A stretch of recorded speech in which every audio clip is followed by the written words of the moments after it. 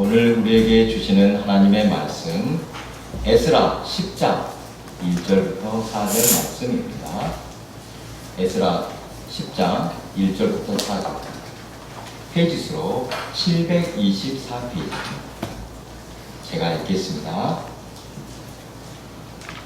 에스라가 하나님의 성전 앞에 엎드려 울며 기도하여 죄를 자복할 때에 많은 백성이 크게 통곡하며 이스라엘 중에서 백성의 남녀와 어린 나이의 큰 무리가 그 앞에 모인지라.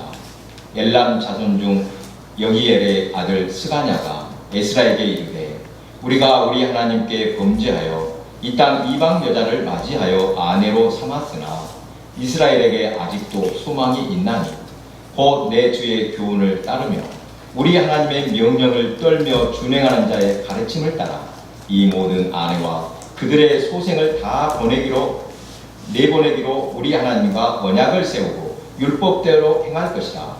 이는 당신이 주장할 일이니 일어나소서, 우리가 도우리니 힘써 행하소서 하니라. 아멘. 우리 함께 인사 나눕니다. 보고 싶었습니다. 사랑합니다. 또 예전에 있던 인사 다시 부활해야 되겠습니다. 우리는 한 가족입니다. 감사합니다. 여러분, 우리는 어떤 때 은혜라고 고백합니까? 어떤 상태? 몸과 마음이 편안하고 걱정이 없어야 은혜라고 말합니다. 배고픈 것보다는 배부를 때 은혜라고 할 것입니다. 하지만 신앙인은 주님께 가까이 있을 때라야 은혜가 있다는 사실 기억하시기 바랍니다. 어찌해야 된다고요? 주님께 가까이 있어야 은혜입니다. 몸과 마음이 편해도 그것이 꼭 주님이 주시는 은혜라고 말할 수 없는 경우가 있습니다. 남을 희생시켜서 얻는 편안함 또는 불의한 것으로 배부를 때 어떻게 그것을 하나님의 은혜라고 할 수 있겠습니까? 반대로 힘든 상황에서도 은혜가 충만할 수 있습니다. 하나님을 간절히 찾을 때 하나님께서는 우리를 더욱 가까이 붙들어 주십니다. 여러분, 어떤 때 하나님을 더 간절히 찾습니까? 일이 잘 되고 원하는 대로 될 때보다 뜻하지 않는 어려움을 만나서 내 힘으로 안 될 때, 다른 방법이 없을 때 하나님께 부르짖습니다. 여러분, 꼭 기억하십시오. 그리스도인은 편안함도 좋지만 먼저는 그의 나라와 그의 의를 구해야 합니다. 당장 눈앞의 것들에 속아서는 안 됩니다. 너희는 먼저 그의 나라와 그의 의를 구하라. 그리하면 이 모든 것을 너희에게 더하시리라. 우리는 무엇을 먹을까, 입을까, 이 땅의 것을 목적으로 삼는 사람들이 아닙니다. 하나님이 기뻐하시는 것에 우리도 기뻐하며 주님과 동행하는 삶에서 보람을 느껴야 합니다. 힘든 일을 만나면 주님을 더욱 의지할 수밖에 없습니다. 간절히 부르짖으며 주님께 가까이 가는 것, 그것도 귀한 은혜임을 믿으시기 바랍니다. 이 믿음으로 좋을 때나 굳을 때나 항상 기뻐할 수 있으며 하늘의 평화와 은총을 누릴 수 있습니다. 환경이 힘들고 어려울 때 오히려 그때 더 큰 은혜를 맛볼 수 있다는 사실입니다. 주님 안에서 언제라도 충만한 은혜를 누리시기 바랍니다. 구약 성경을 나눌 때 흔히 아마 들어보셨을 것입니다. 율법서, 이거는 모세오경이라고 하죠. 그 다음에 역사서, 시가서 또는 성문서라고 합니다. 그리고 대선지서, 소선지서, 이렇게 5가지로 분류합니다. 이것은 구약 성경이 수록된 순서인데 시대순으로 기록된 것은 아닙니다. 다 똑같이 맞는 것은 아니라는 뜻입니다. 앞에 있더라도 늦게 기록되었을 수 있고 뒤에 있더라도 기록 연대가 빠를 수 있다는 뜻입니다. 또 하나 알아두면 유익한 것이 구약 성경의 많은 책이 포록이나 또는 포록이 이후에 수집되고 기록되었다는 사실입니다. 역사적으로는 가장 어두웠을 때이지만 종교적으로 문화적으로는 가장 활발한 시기였던 것입니다. 이스라엘의 신앙도 포로기 이전 이후가 완전히 달라집니다. 그래서 이스라엘의 신앙은 바벨론 포로 이전과 이후로 구분하기도 합니다. 오늘 본문 에스라서는 바벨론의 포로로 끌려갔던 이 포로 중에 한 명 에스라가 고국으로 돌아온 후 과거 그들의 죄악을 돌이켜 회개하며 신앙적으로 결단하는 내용을 기록하고 있습니다. 포로에서 해방되어 돌아올 때는 한 번이 아니라 3차례에 걸쳐서 돌아왔습니다. 학사이자 제사장이던 에스라는 2번째 2차 귀환 때 돌아왔다고 합니다. 돌아와서 보니 예루살렘 성벽은 무너져 있고 성전도 방치되어 있었습니다. 무너졌던 예루살렘 성전은 1차 포로 귀환 때 수룹바벨에 의해 성전 건축 공사가 시작이 되었지만 완전하게 마무리되지 않고 있었습니다. 에스라도 성전 건축을 위해서 힘을 썼지만 성전의 외형보다 내적인 신앙 개혁을 강조한 사람입니다. 그리고 에스라로 인해 대대적인 종교 개혁이 일어났습니다. 앞서 포로기 이전과 이후에 신앙이 완전히 달라졌다고 했는데 그 정확한 시점이 언제인가? 바로 에스라의 종교 개혁을 기준으로 삼는다 할 수 있습니다. 종교 개혁이다. 신앙을 회복하고자 할 때 기준으로 삼을 것은 당연히 말씀입니다. 에스라는 하나님께서 명령하신 말씀대로 즉 제사, 즉 예배를 회복해야 한다고 백성들을 깨웠습니다. 제사의 형식을 말하는 것이 아니라 삶이 변화되고 하나님을 바라보는 자세를 완전히 새롭게 하라는 것입니다. 뜨겁게 거듭남의 은혜를 체험하여 예수님을 인격적으로 만났을 때 맨 먼저 어떤 반응이 일어납니까? 누가복음 5장에는 예수님이 베드로를 제자로 부르실 때 그가 반응한 장면이 기록되어 있습니다. 깊은 데 가서 그물을 내려 고기를 잡으라. 주님의 말씀대로 했더니 그물이 찢어질 정도로 많은 고기가 잡혔습니다. 그때 누가복음 5장 8절입니다. 시몬 베드로가 이를 보고 예수의 무릎 아래 엎드려 이르되 주여 나를 떠나소서 나는 죄인으로소이다. 예수님을 깊이 만나면 떨림이 있습니다. 기쁘거나 즐거운 것보다 나는 죄인입니다. 이 고백이 먼저 나오는 것입니다. 철저한 회개가 일어납니다. 예수님을 깊이 만나면 하나님과 우리를 가로막고 있는 죄악의 벽을 보게 됩니다.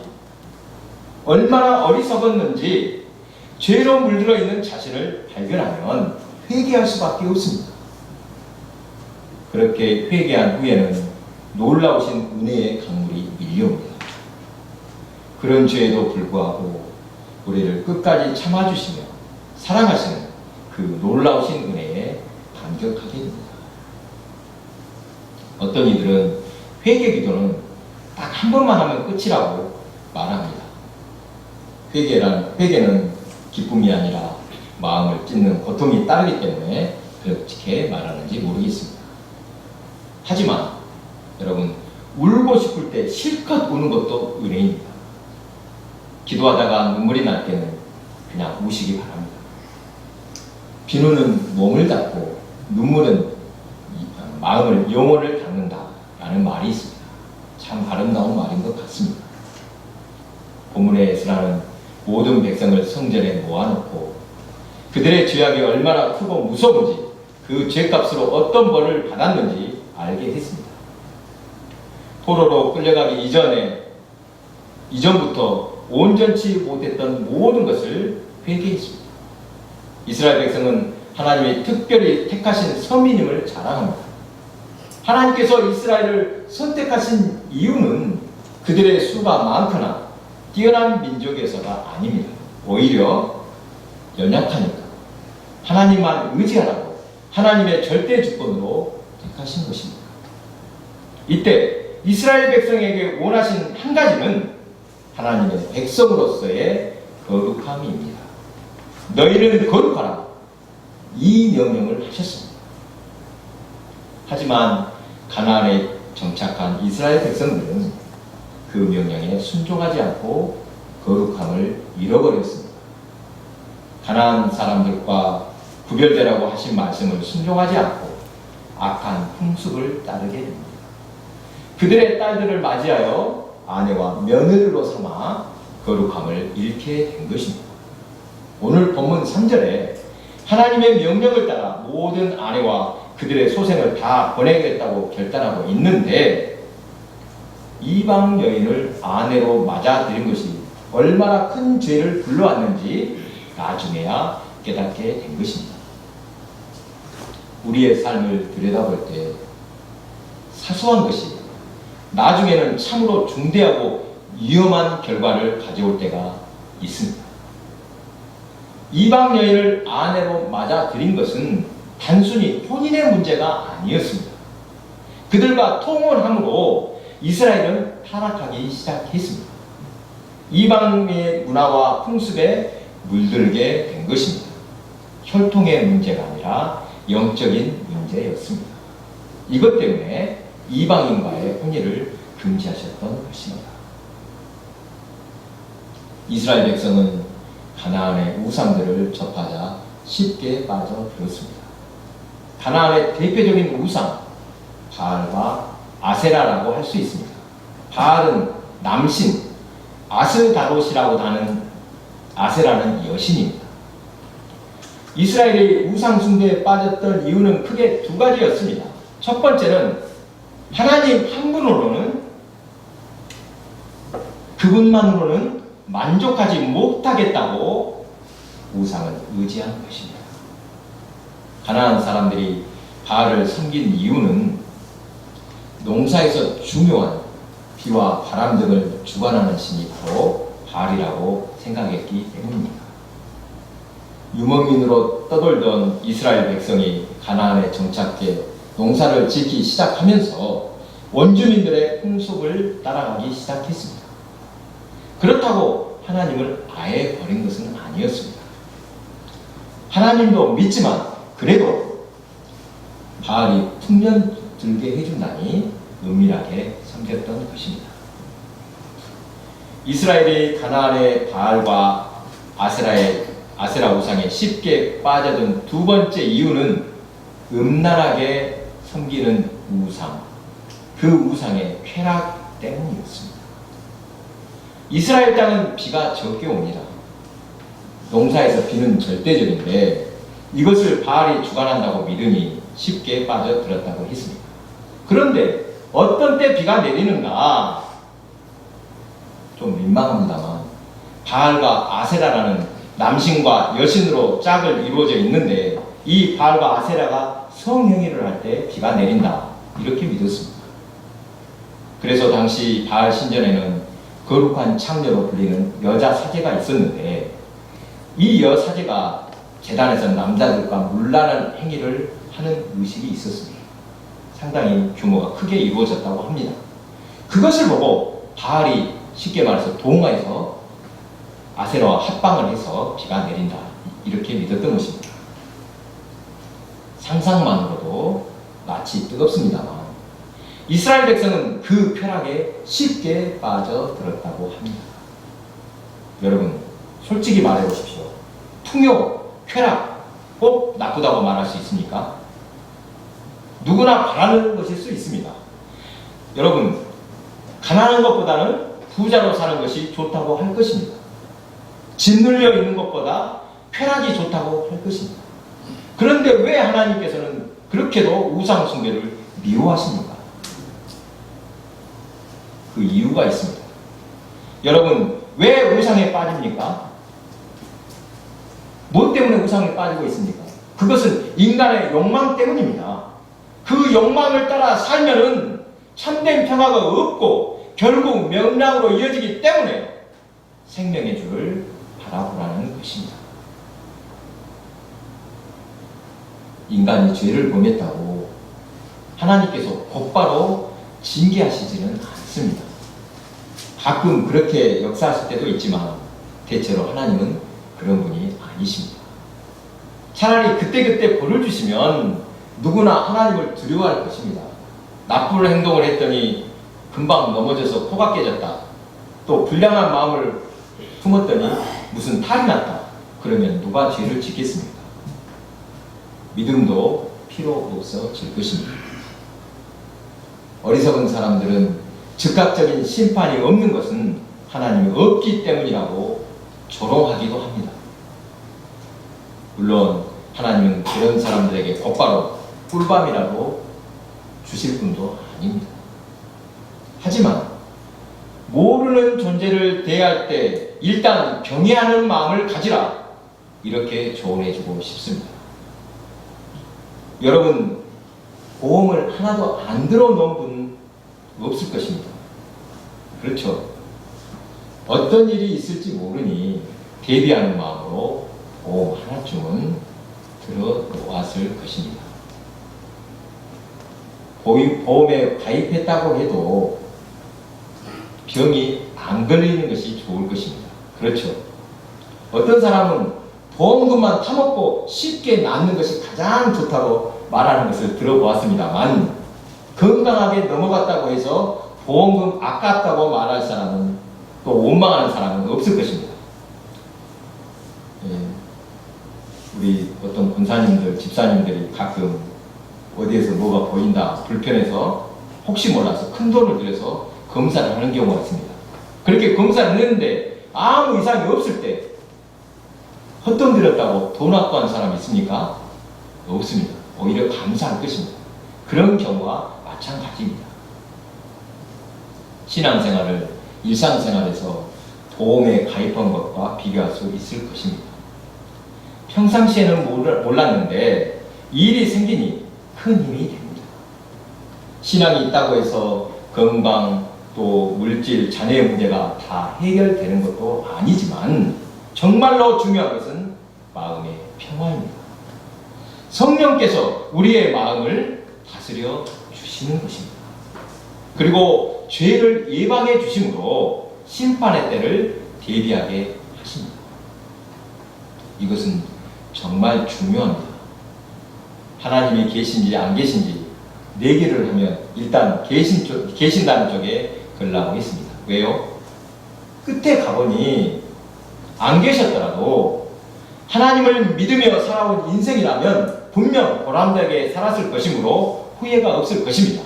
그러나 하나님이 없다고 살았다가 나중에 심판대에 서게 된다면 그때는 후회해도 늦을 것입니다. 오늘 본문에서 에스라가 성전 앞에 엎드려 울며 기도하여 죄를 자복할 때 많은 백성이 크게 통곡했습니다. 그동안 죄가 죄인 줄도 몰랐는데 이방 여인을 아내로 맞은 것이 얼마나 큰 죄인지 깨닫고 회개하며 결단하고 있습니다. 3절입니다. 곧 내 주의 교훈을 따르며 우리 하나님의 명령을 떨며 준행하는 자의 가르침을 따라 이 모든 아내와 그들의 소생을 다 내보내기로 우리 하나님과 언약을 세우고 율법대로 행할 것이라. 아멘. 놀라운 결단입니다. 솔직히 저는 한때 이 구절에 나타난 이스라엘 백성들을 야 진짜 인감이 없는 인간미가 없다라고 비난한 적도 있었습니다. 하지만 하나님을 섬기는 백성이라면 이 정도의 결단은 있어야 할 것 같습니다. 삶의 우선순위, 모든 삶의 기준을 하나님께 두겠다는 결단입니다. 이러한 회개와 결단이 있었기 때문에 포로에서 돌아온 이후 완전히 새로운 민족으로 거듭날 수 있었습니다. 사랑하는 교회 여러분, 인생에는 몇 차례 중요한 순간이 있다고 합니다. 평소에는 그저 그렇게 살았더라도 중요한 선택의 순간에는 정신을 바짝 차려야 합니다. 한번 삐끗했다가는 별것 아니겠지 넘겼다가는 돌이킬 수 없는 결과를 맞을 수도 있습니다. 이스라엘 백성들은 옷을 찢으며 회개합니다. 이방 여인을 아내로 맞았던 것이 그렇게 큰 죄인지 몰랐는데 그 죄의 결과로 나라가 망하고 이방의 포로가 되었다고 회개했습니다. 철저히 회개하면서 아직도 소망이 있나니 라고 또 고백합니다. 하나님의 자비와 사랑을 믿은 것입니다. 어떤 죄인이라도 회개하여 돌이킬 때 하나님은 용서하시고 새롭게 시작하도록 기회를 주신다고 믿은 것입니다. 성경은 세상 만사 정하신 때가 있다고 말씀합니다. 위로할 때, 칭찬할 때, 기뻐할 때가 있는가 하면 회개할 때, 경고할 때, 눈물을 흘려야 할 때가 있습니다. 그런데 성경은 잔치집보다 상갓집에서 배울 것이 많다고 말씀합니다. 여러분 한 번쯤 들어보셨습니까? 메멘토 모리, 어려운 말입니다만 라틴어로 죽음을 기억하라, 무덤을 기억하라 이 뜻입니다. 이 말은 원래 로마 시대 전쟁에서 승리하고 돌아온 개선 장군에게 노예를 시켜서 저 뒤쪽에서 크게 이 소리를 외치라고 했다고 합니다. 메멘토 모리, 메멘토 모리. 전쟁에서 승리했다고 우쭐하지 말고 누구라도 죽을 수밖에 없는 운명임을 기억하라는 뜻입니다. 하나님 앞에서 늘 깨어 준비하는 자세로 사는 하루, 그 하루가 모여서 결국 성공한 인생이 될 것입니다. 하루하루 하나님께서 오늘은 어떤 은혜를 주실지 기대하며 보람되게 사시기 바랍니다. 사랑하는 교회 여러분, 예수 믿어 받게 된 가장 큰 복은 영생의 복임을 믿으시기 바랍니다. 영혼의 구원으로 우리는 죽음의 문제를 해결받았습니다. 그리고 땅의 복도 받았는데 그것은 평강의 복입니다. 무엇보다 귀한 복이 평강입니다. 하나님이 주시는 평강은 세상에 알 수도 없고 줄 수도 없는 복입니다. 주님과 동행하며 말씀 안에 살 때 얼마나 복된 일인지 모릅니다. 여러분, 말씀은 굴레가 아닙니다. 우리를 지켜주는 보호막이며 울타리입니다. 본문의 이스라엘 백성처럼 멀리 벗어난 자신을 발견할 때 곧바로 회개하여 삶의 방향을 완전히 돌려놓는 성도가 되시기 바랍니다. 잘못을 잘못이라고 인정하는 것도 크신 은혜입니다. 오늘 이 시간 우리가 회개해야 할 것 단 한 가지라도 결단하여 실천하는 저와 여러분이 되시기를 바랍니다. 기도하겠습니다.